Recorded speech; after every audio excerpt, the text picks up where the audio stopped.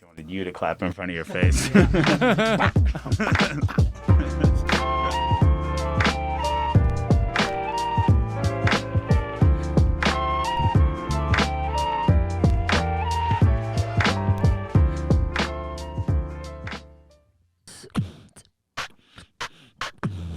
Ooh.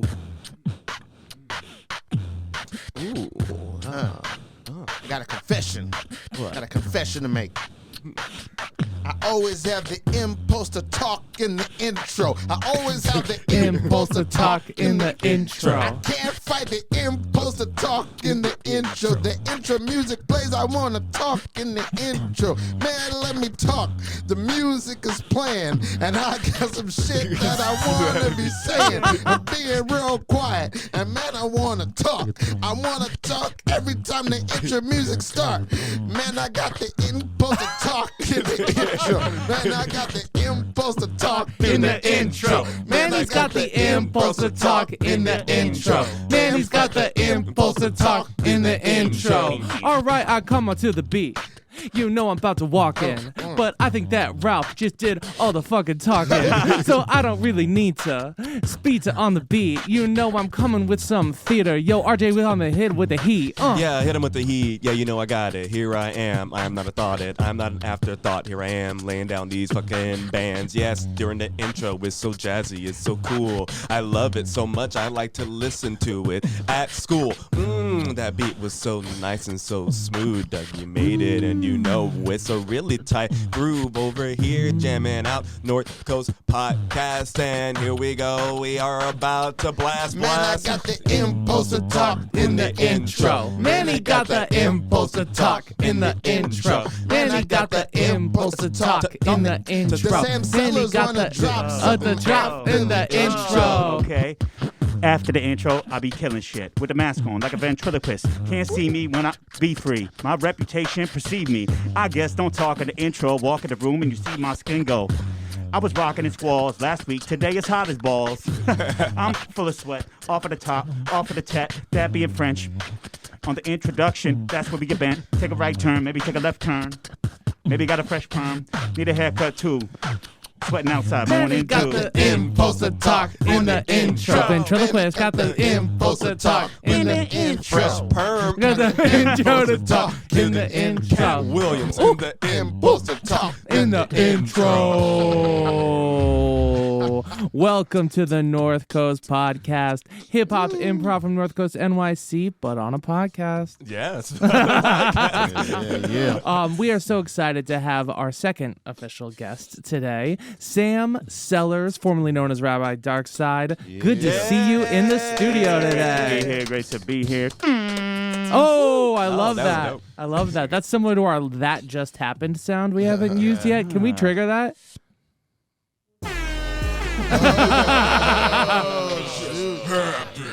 Yeah. So we might be pulling that out a couple of times if something crazy. I just always have that in my pocket. Yeah. Around in life, you know. A it. well-timed air horn can really make or break a moment. Yeah, it's like the salt on a perfectly cooked thing, and it pulls out the flavor. Flavor. Yeah. Do you do that just like when you're walking around and someone has like an accomplishment, like a stranger? Do you make the air horn sound? I do use beatbox sounds on the street to deal with one of my pet peeves, which is people slow walking or looking down at their phone. It's like, Yeah. Oh, wow. That's cool. Oh, that does. Yeah. Have you ever had anybody look at you like, "What the fuck?" I don't even look back. You gotta let that. A true New Yorker. That's passive aggression. That's like a gift. Yeah. You know, for you. I love it. I love active aggression. I don't even care. I'm like, you know what? Just tell someone, "Fuck you." You know? And laugh it off. Yeah. Well, you just told us you make amazing sounds. You also just rap during the intro. So I think it's time to introduce you formally. Okay. All right. So Sam Sellers, he's been featured on MTV's Made. He is an MC, DJ, beatboxer, educator, and also has officiated 14 weddings, about to be 15. Yes. He has headlined at the Blue Note Jazz Fest. He was the artist in resident at Cassis Air, and he's been the SNL after party DJ for seasons 43 and 44. a true Renaissance man. Sam Sellers in the studio. Thank you. Honored to be here, y'all. Hell Respect. Respect to you, too. I want to ask, I know you've respectfully, which I think it's a very great name, but you retired the name recently, Rabbi Darkside. Yep. I want to know where that name came from. Well, that name was bestowed upon me, as all honorable, venerable hip hop monikers can be. They come from somewhere else. Right. When I was 16 in high school, my friend Kevin, aka Kilo Koppel, who went into news, he was a writer on our school newspaper, and there was a parody edition of my high school newspaper back in Buffalo, New York, where I grew up. And he wrote an article about a fictitious rap group called the Stang Gang that was composed of Hector the Booty Inspector, MC Shrimp Platter, and Rabbi Darkside. And it playfully floated in my orbit for a while, and then I got to college and got on college radio, and that was the handle that I pulled from my recent historical life archives, and then wrote it for 25 years and made it something that I don't know, whatever it was destined to be or not to be. I made it something, and Amazing. it's there. It's so cool. The Sting Gang? Is that what he said? Yeah, it was a fictitious rap group. Okay. And this was approved by adults to be in the paper? I mean, it was like the Onion issue of the school newspaper.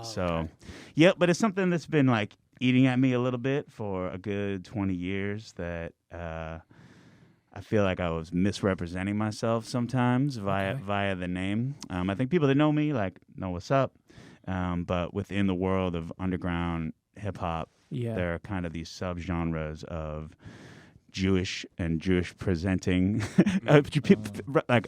rappers who put their Judaism at the front of their identity, I guess I would say, or somewhere in there.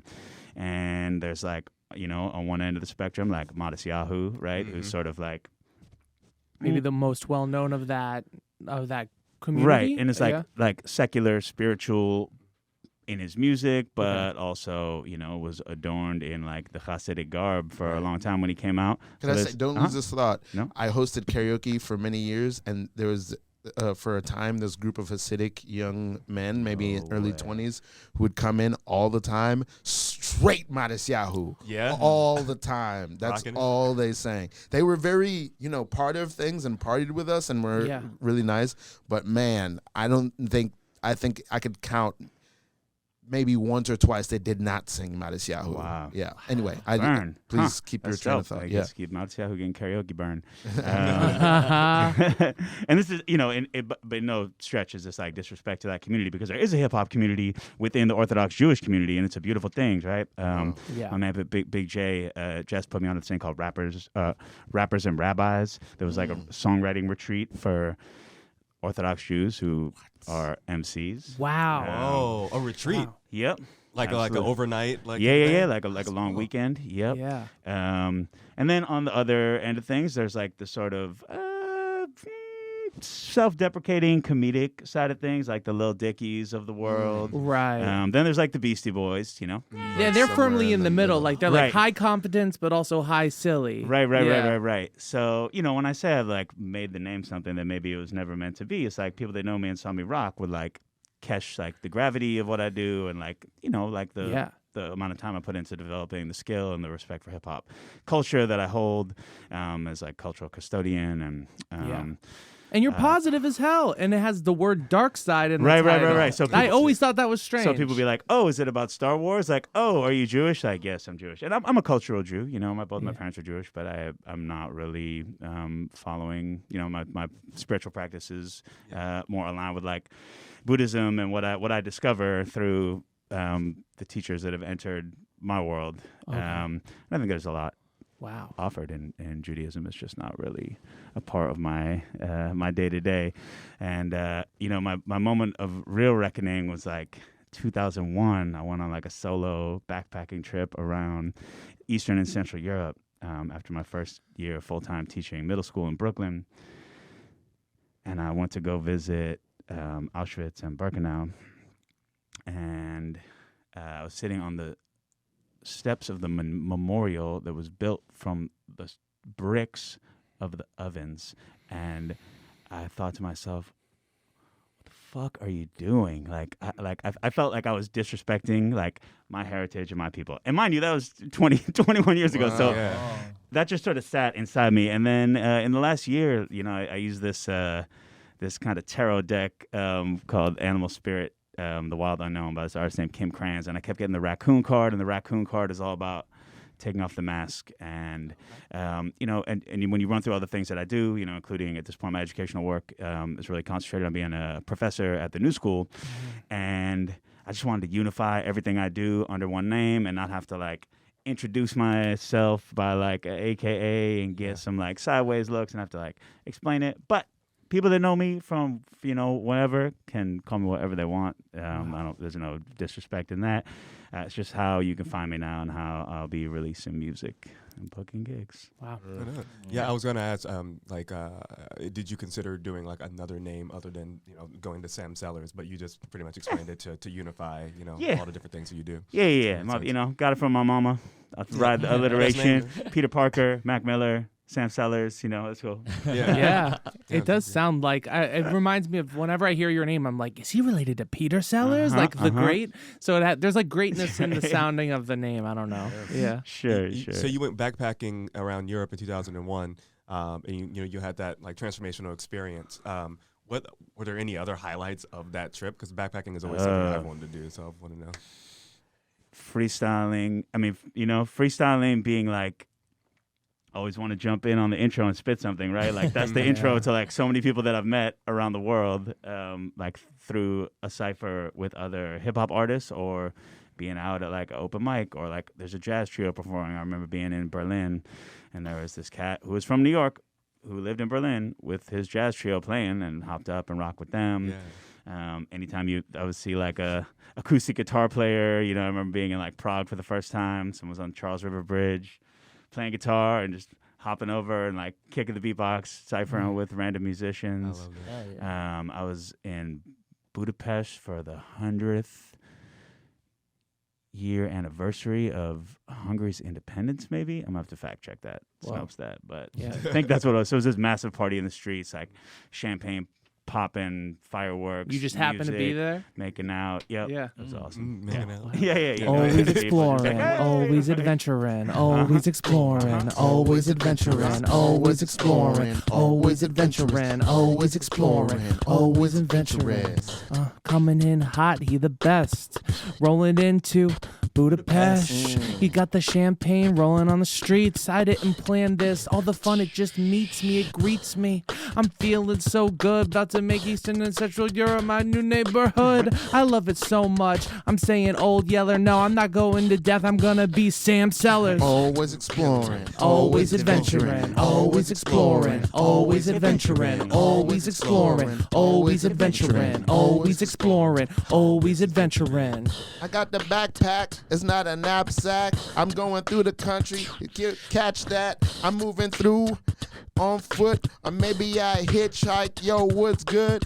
Any place I enter, looking for the Cypher. Anytime I gotta rock, yo, I got you, and I'll light you, I'll mic you, I'll rhyme you, but I love all y'all. Always exploring, always adventuring, always exploring, always adventuring, always exploring, always adventuring, always exploring, always adventuring.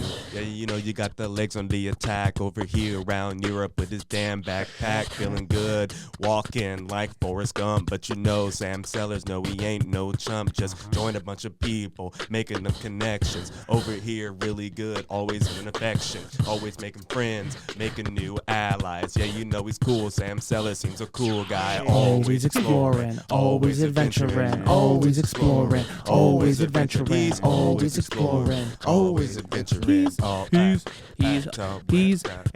Make an introduction with some amazing raps. On my backpack, I had a Canadian patch. That's the role when you don't want to seem American. Going abroad, that shit could be embarrassing.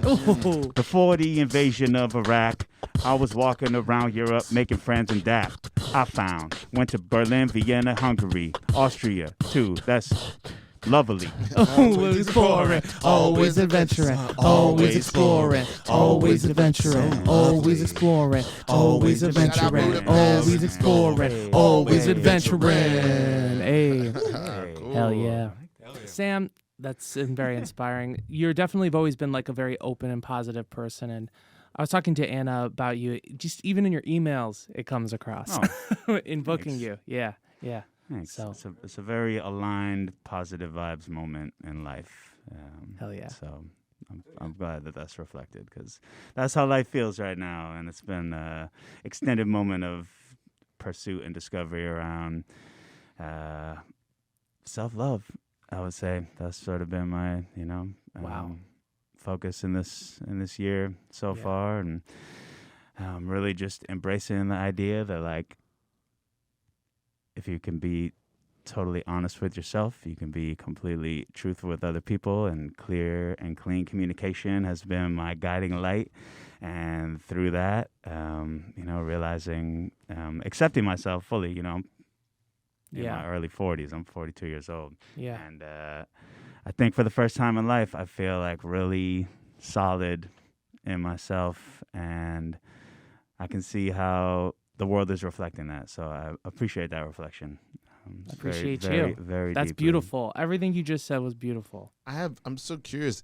What role do you feel hip hop has played in you arriving in this place in your life? And maybe none. Maybe that's not that sector of your life, but I'm curious. Wow.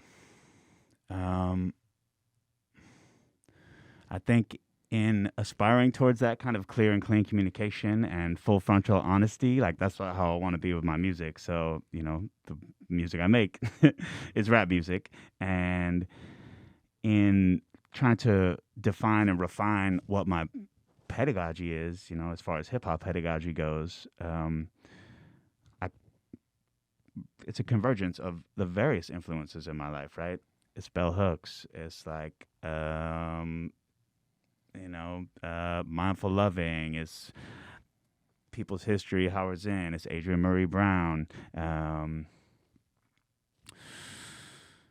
It's the classic rap songs that build me up. It's the artists that I look around and, respect the most. It's like the difference between like community and the scene. And it all comes back to the Cypher, right? That's the essence of all my work in my life, whether it's like performative, collaborative, teaching, right, which encompasses both of those things. And I think when I think about hip-hop pedagogy, for me, the two leading principles are accountability and vulnerability, right? And the idea that we create spaces where we can invite people to be vulnerable and also hold each other accountable with and through practices of love, pedagogy of love, and we sharpen each other and we soften each other at the same time, and that's the hip hop culture that I'm trying to propagate and live through. And historically, it's been easier for me to like live through my pedagogy in classroom spaces and in collaboration than it has been in my personal life, and I've committed to embodying it 360. So yeah, I think that I think there's like hip hop has taught me more than anything in the world. I've read more books because of rap songs that I listen to, hearing someone like an author mentioned or a book mentioned or a place mentioned and get curious about it. There's DNA in rap music, and that has been the catalyst for most of the investigating that I've done in my life, self-guided. Wow. I love that answer, man, because I always feel like I have a song about this where like I feel like people don't mention enough. It's always like rap is it's negative or it's this and that, and I just feel like so many things about like my personhood, my manhood, my faith, my ethics, and more like business and like just how to like live. Like I learned so many things from hip hop, like just things I've learned from Dame Dash could fill a book. You know what I mean? Like so I really appreciate that answer because I feel like I've learned so much from. We were just talking about the Kendrick album, and just that's exactly what was humming in my mind right there. Just on that one album, there's so much, but like I could go through many. Yeah. I'm sure you could too. I love that and feel that really deeply. And I think what's also at the center of it are contradictions and complexities, and being able to interrogate, hip hop culture and like. The pedagogy like lives through the conversations, right? There are no right or wrong answers, right? It's like how we have the conversations and what we take away from them. And I also think on a global tip, right? Because I've spent a lot more energy and effort touring the world than I have touring domestically. I've done some domestic tours, been rocking in New York for a long time. But hip hop culture is really it is a universal language, and the Cypher is the container for that. And you can build with people that you might not share the same language per se, right? But you can vibe, you can rap, you can feel the energy. You can like sit in a room with like a Brazilian MC who's got a crate of records and he's pulling out, Public Enemy and NWA and KRS-One and just in like. You have and like then before you know it, you're speaking the same. The language. least common denominator of like canon and catalog is there. So that's taught me a lot too. Is like that this is a means through which to connect and build a global network. You said accountability, and what was your other? Vulnerability. And vulnerability. That's heavy, and I love that. Yeah. That's some powerful shit you're saying right now, and I'm just fully taking it in. Yeah, well, I've really got to feel it this past semester in teaching, where at the New School I teach a course in the spring called Hip Hop Pedagogy and Practice. And also, for the first time this semester, taught a course called Music as Calling and Career. That was kind of like a... I want to take that class. Yeah, it was, something I developed for this spring. And it was an opportunity for me to share best practices from my own life. That one on my best self, my best practices, right, when I'm really on my game.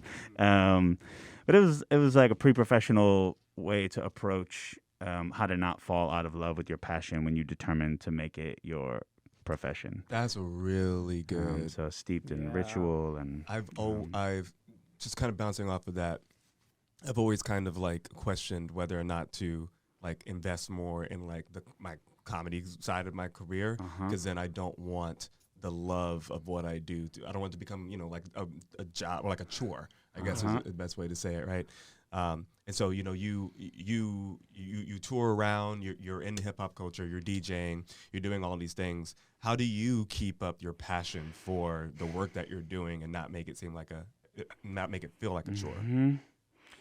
I mean, that's one beautiful thing about being a multi-elemental hip hop practitioner is like I could put down the pen and the mic in the studio and just go over to the turntables and like do some like rigorous practice of like tactile shit, like just keep trying to up my like scratch game and beat juggling. I could fire up, my DAW and make some beats. I could practice piano. I could practice beatboxing. So the ebb and flow of being able to go from one to the other helps keep it interesting. I think what I felt profoundly during peak pandemic and not having any gigs was like, I'm very goal oriented and I need like a flag planted in the ground in front of me that I'm aiming for. Be it like a weekly open mic that I'm going to, just like nicen up with homies or competitions or doing rap shows, right? Because I realized like I'm at a point in life where I've written and recorded hundreds of songs and put out a ton of albums, and if I don't have a show I'm preparing for, I'm not like rehearsing my catalog per se, just to be real. I need a goal to stay swole. I need a goal to stay swole. I need a goal to stay swole. I need a goal to stay swole. Yeah, I'm on the track. I'm doing what I need to do to become the best. Get stronger and stronger. I'm moving and I move the goalpost farther and farther. I score, I kick, I strike, I swing. I'm moving to the top of the mountain for the win. All the time I'm moving, I'm swift. And you know that I get it, I'ma get it, I don't miss. I need a goal to stay swole. I need a goal go to stay swole. I need a go to stay swole. I need a go to stay swole. When I wake up in the morning, my goal to brush my teeth. When I wake up in the morning, my goal is to eat. When I go wake in the morning, my goal is to be the greatest damn rapper that this world has ever seen. I make goals I do every day. I make goals to eat me some Frito-Lays. I make a goal to use the restroom. I make some goals to go on Zoom. I need a go to stay swole. I need a go to stay swole. I need a go to stay swole. I need a go to stay swole. Okay, coming at that, I gotta make a bunch of sounds because I'm doing my records. Yo, I'm pulling 15 pounds. Gotta pull out my discography. I'm topping that topography. I'm looking in there. I'm gonna do my inner geography. I'm passing couplets to my man Sam Sellers. So how you doing, man? Yo, let's do these barbellas. Barbarella had a goal to be a movie star. I will look at comments and I see a shooting star. Then I try to lasso 'em. It's hard to be growing, keep going when the calendar don't have no rap shows in. Make a beat and then a beat and then DJ. Oh, so complete. You got a couple things you're about to pull out of the crate. You crate digging? It's very true, I'm digging and I love it, no regression. During these last couple of years, I was dealing with some depression. That's okay. Everybody struggles. We gotta be best friends. We gotta be each other's brothers. I'm gonna help you out, man. Let's go on a little bike ride. And by the end of that, the endorphins will have you smiling wide. I gotta go to stay swole. I gotta go to stay swole. I gotta go to stay swole. I gotta go to stay swole. Hey. You mentioned something earlier about that was great. You mentioned something earlier about how rap connects you, hip hop connects you. You go to like one place and you start, performing with someone or joining someone that's doing something on the street and stuff like that. I felt like that same way with improv, like connecting with people internationally and around the United States with improv is like a really good way to kind of like put yourself in a community and let's kind of like be there with people that are there, their daily lives and their everyday. And kind of like going back to humility, right? Doing improv is like having a lot of humility because you're putting yourself out there and, you're like trusting other people to help make content together in front of audiences who may like you or may not like you. And so I feel like I've always felt like improv is like a great connector of people because we're being so vulnerable around each other for a common cause, and it like unites people pretty well. So I just thought that was an interesting comparison about how like hip hop like unites folks around the world, and I feel like improv and comedy does that same thing. Yeah, I've long thought rappers and stand-up comics are kindred spirits. Yeah. On a stage alone with the mic, often making stuff up. There's a reason there's so many like rappers backstage at the stand-up shows, like being like, "Hey, yeah," you like see photos of like Chappelle, and it's like, oh, randomly. Sure. Yeah, Big connection for sure. I've always thought that. And this is like the watershed moment of like rap and comedy converging in a way that's pretty ubiquitous at this point, right? Yeah. Did what came first for you, comedy or rap? Ooh, that's a really good question. Not to say they're mutually exclusive. Yeah, I'm curious about what everybody else is. I think, man, for me, I want to say, what's the word I'm looking for? Officially or categorically? I don't know. I can say I know that I said I was going to be a rapper before I said I was going to be a comedian, but I feel like I was always doing comedy my whole life. But rapping came first for me. But I definitely fell in love with comedy first. So it's interesting. It's really. You self-identified as a rapper before you self-identified as a comedian. Yeah. Wow, Sam turning the sorry, lens on us. I like it. I know. Yeah. You're going all pedagogical on us, man. Shit. We're at the new school. We got pedagoged over here. Yeah. You just got pedagoged. Pedagoged. just happened? Oh my god, ridiculous. Comedy was definitely first for me, but I was obsessed with actually funk music growing up. Like I listened to a lot of James Brown and Sly and the Family Stone growing up, and that was my entryway. And then I had an ex who was like, "You need to be listening to hip hop," and I was like, "I don't know, I like metal, and I like Pantera." And then that's when I became an official love, but comedy then hip hop. And then I think for me, I grew up in a community where like hip hop was the prevalent thing that people listened to, but I was also like bullied a lot back then, and so I never felt a connection to hip hop because I felt like the community that embraced hip hop didn't really embrace me at the time. Yeah, and so I was like in middle school, I was a kid listening to Avril Lavigne and like 106 Hot 100 while everyone else was listening to hip hop radio, and so I've listened, I've heard rap growing up and stuff like that, but definitely comedy. I was always a class clown, so comedy from like day one was the thing that really got me into it. And then when I finally mixed the two, then I felt like more safe embracing hip hop through comedy. Does anything compete with hip hop for you, like for your attention or your love or your something that you study? Man, or a lot of things. Yeah. But it's all filtered through hip hop, like that's like my lens.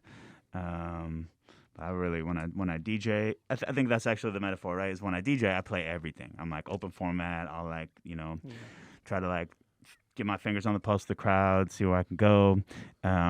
But the way I'm delivering it is on two turntables and cutting and scratching and mixing and getting busy. So when people ask like, "Oh, what kind of DJ are you?" It's like fundamentally I'm a hip hop DJ, right?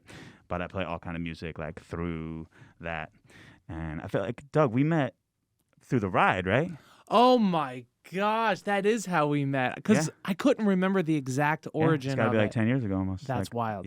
Yeah. So we both rapped for a tour bus in Midtown. Really? The ride. And it has a big open glass on the window. So you stand on the street and you pretend you're just a and tourist. The passengers sit like perpendicular to the way the bus is moving. So they're facing out this window and like rows of stadium seating. Yeah. And New York City is the show. Right.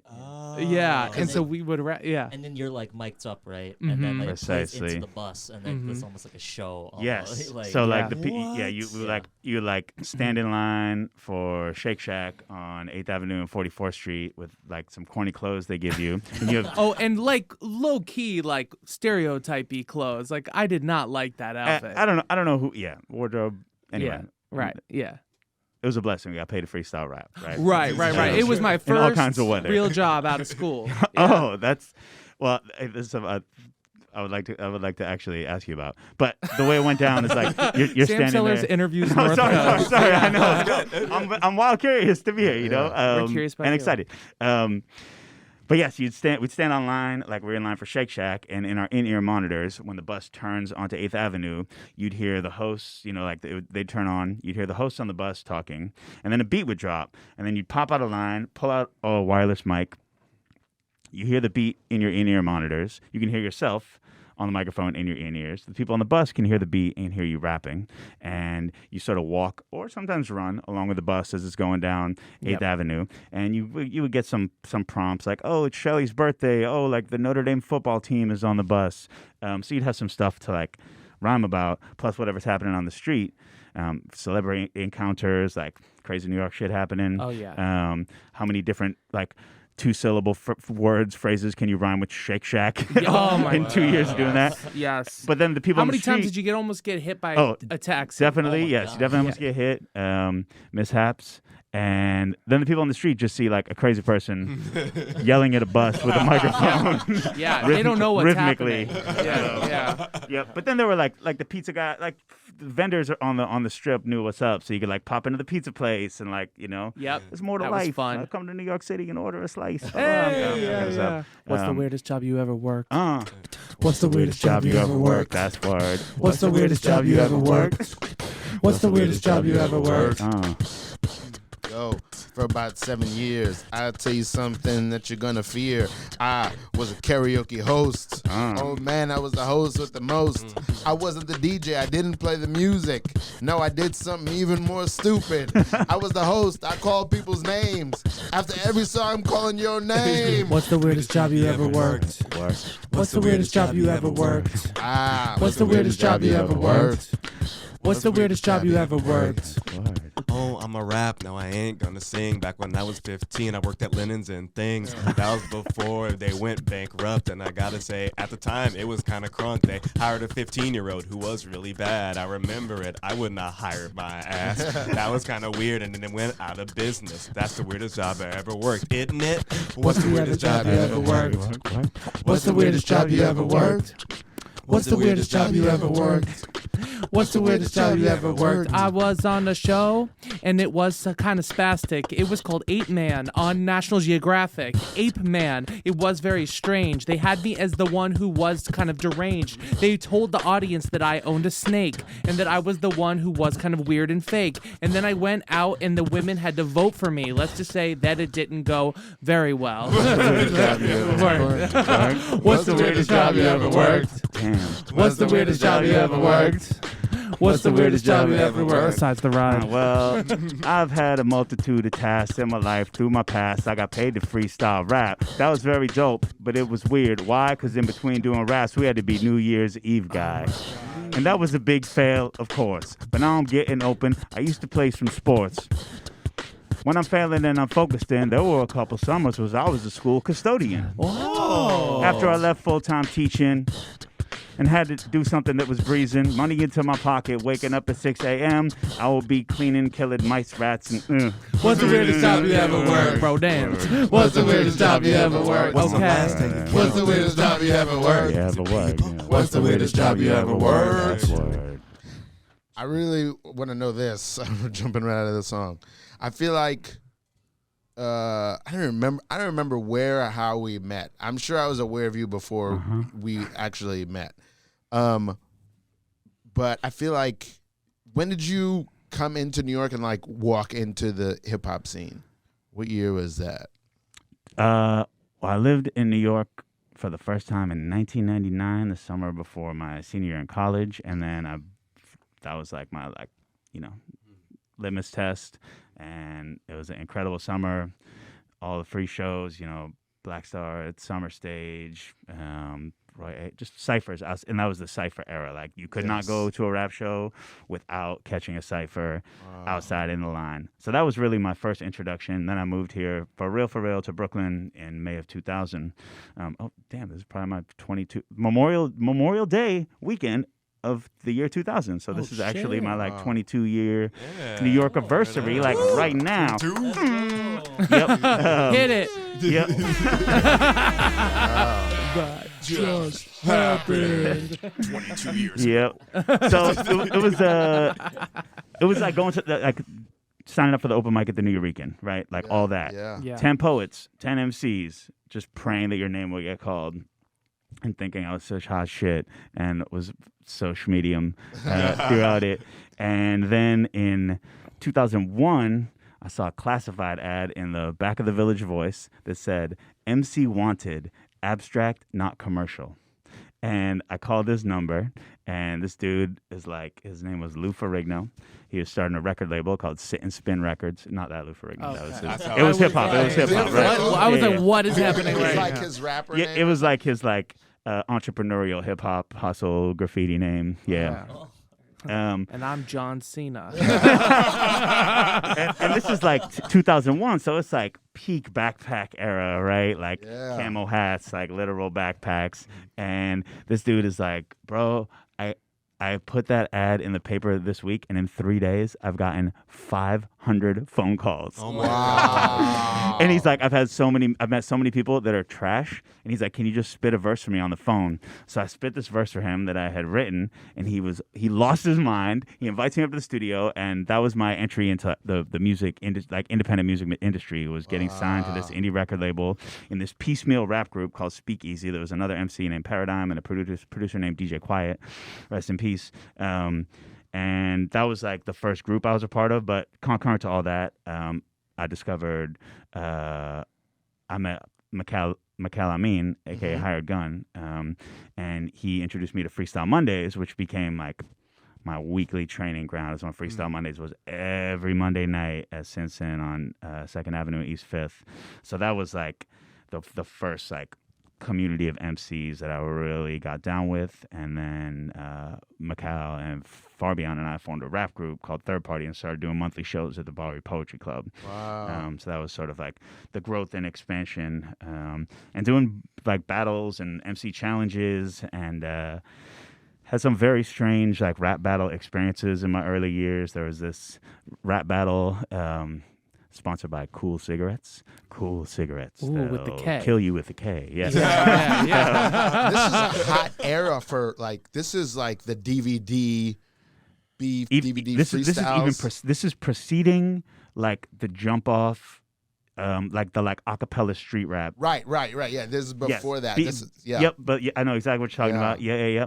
That was the era. I think like I can remember like around 2000, 2001. Like everyone who was a rapper had at least one Hot 16 in their pocket ready to go. But in battle rap was strictly off the top, right? It's like that lyricist lounge vibe. Yes. It's like the like Blaze battles that were on MTV. The like Breeze Everflowing used to throw a joint called Breeze Battles, Scribble Jam, right? And when I listened to those battles, like Eminem battling like Dose One, right? Like the super abstract avant-garde weirdos, right?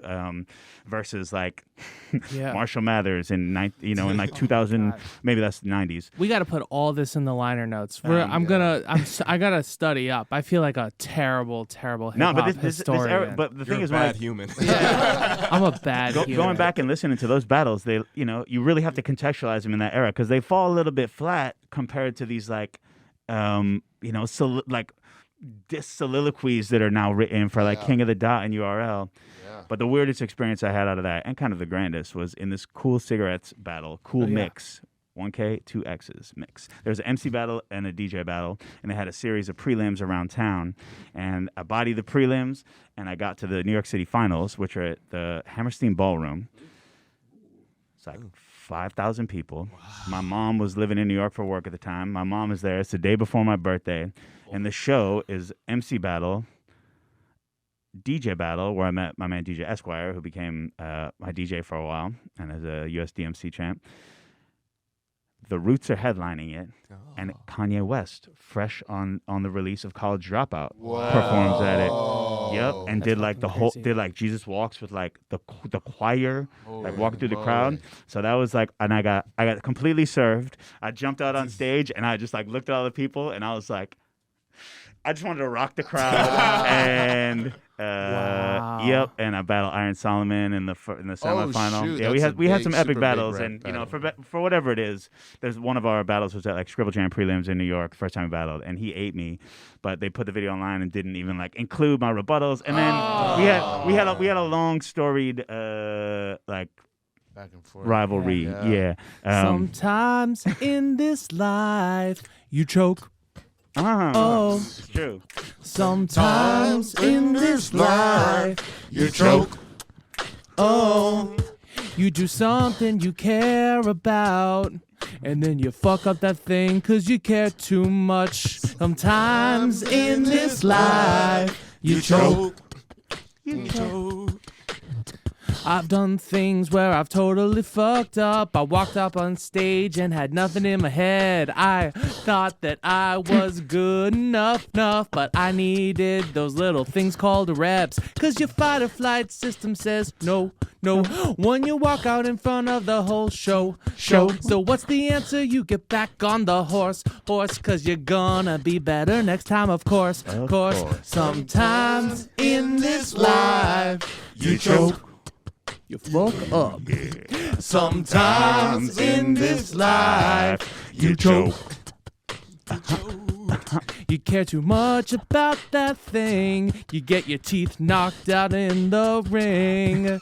Sometimes in this life you choke. Ho ho ho ho ho. Sometimes you think you're funny and you go up on stage and do stand up.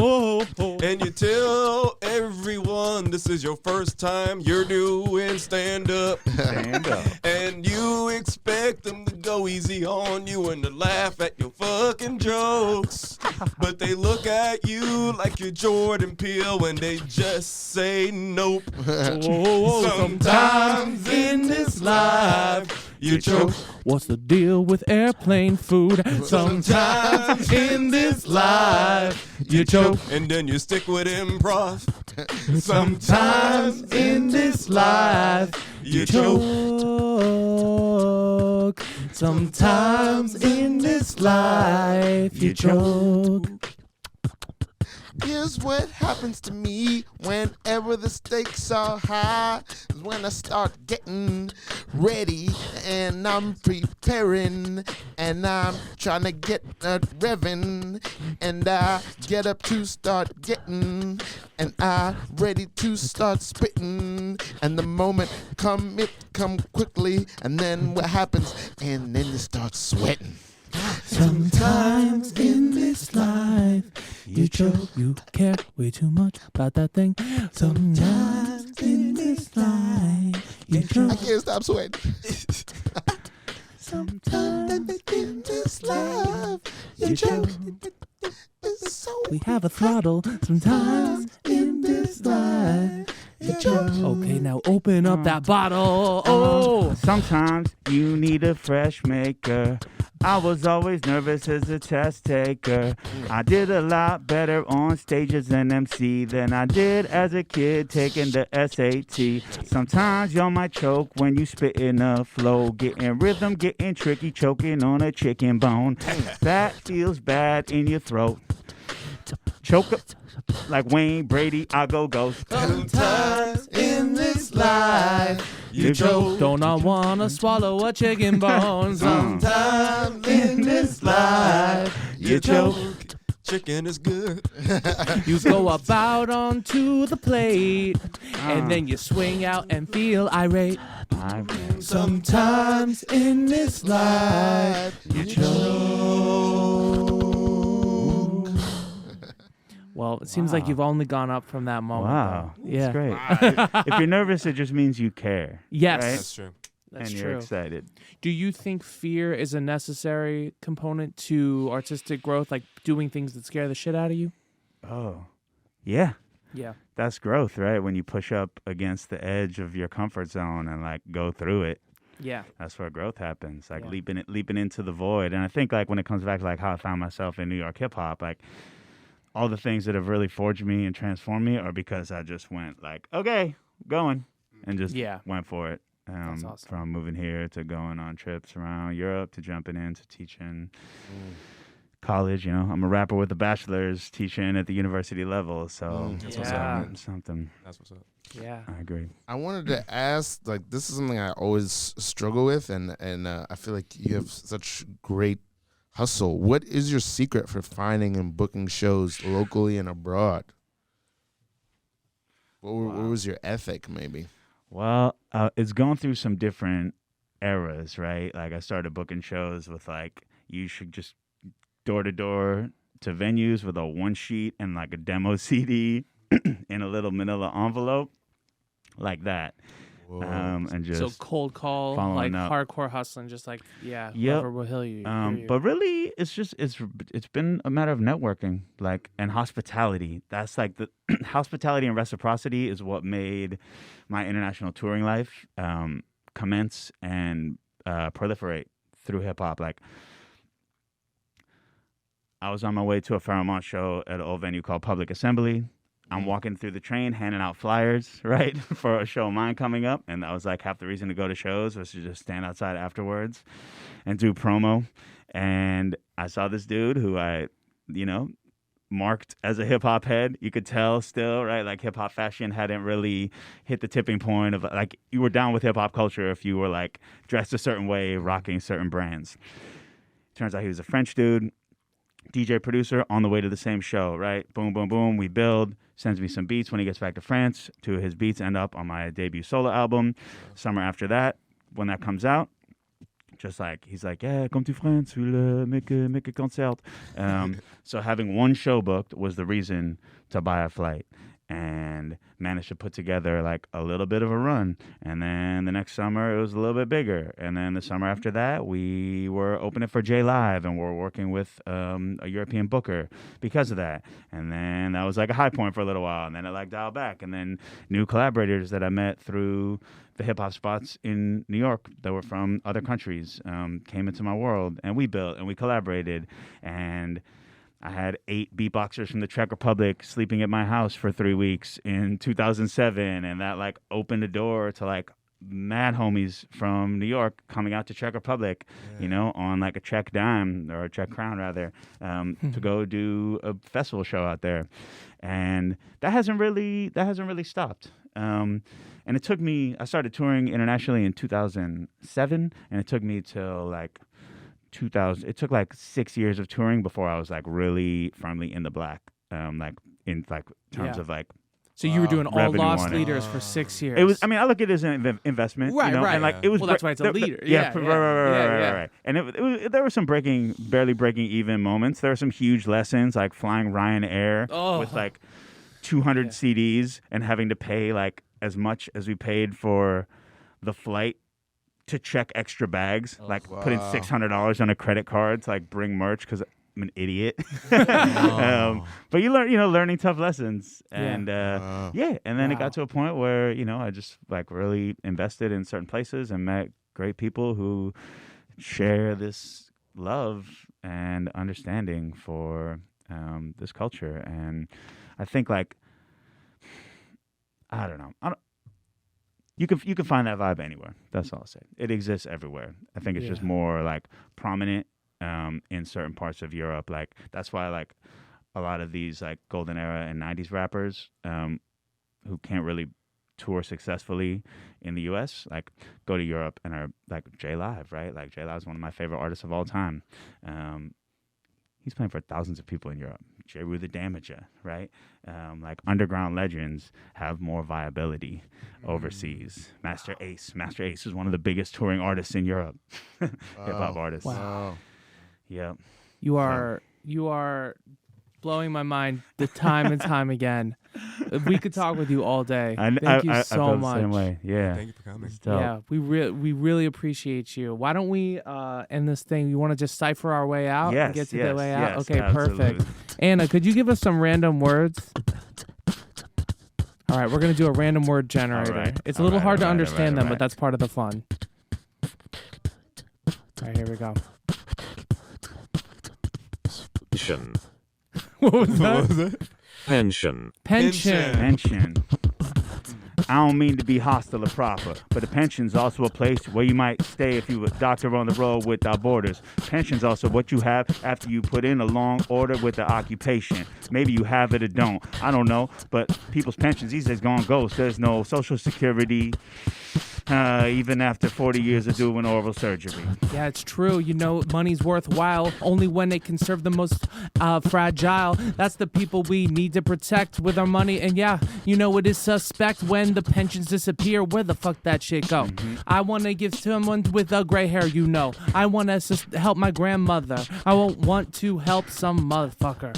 Yeah, pension rhymes with attention. What we need to do is make sure we're attentive to everything going on in the world, and humility and accountability. Oh girl, yeah, we're gonna keep that straight. We're gonna do it right. Yeah, we're gonna have fun with all of these things, talking about rapping around the world, and we sing.